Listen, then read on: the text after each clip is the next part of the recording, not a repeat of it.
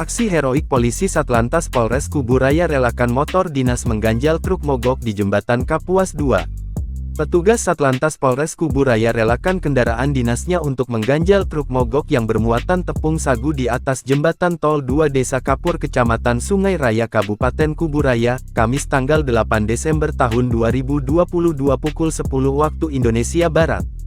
Di mana diketahui truk Nopol KB 8820 AC yang bermuatan tepung sagu ini disopiri oleh Iwan.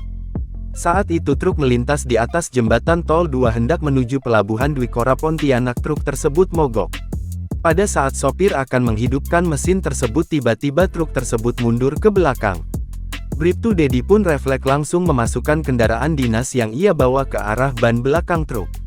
Motor itu dijadikan ganggal dengan tujuan menghentikan laju truk agar tidak adanya korban jiwa masyarakat di belakang kendaraan tersebut. Saat itu Aibtu Guntoro bersama Bribtu Dedi menuju Jembatan Kapuas 2 untuk melakukan penguraian kemacetan serta mengusahakan mengevakuasi truk tersebut. Kasubsi Penmas Polres Kuburaya Aibda Ade membenarkan kejadian tersebut dan sempat viral di media sosial. Saat ini kendaraan tersebut sudah berada di pos Lantas Kapur untuk dilakukan perbaikan. Akibat kejadian tersebut mengakibatkan kemacetan yang sangat panjang. Pihak Polres Kuburaya menghimbau kepada pemilik kendaraan agar selalu meng-cross-check kendaraan sebelum digunakan sehingga kejadian seperti ini tidak terulang kembali.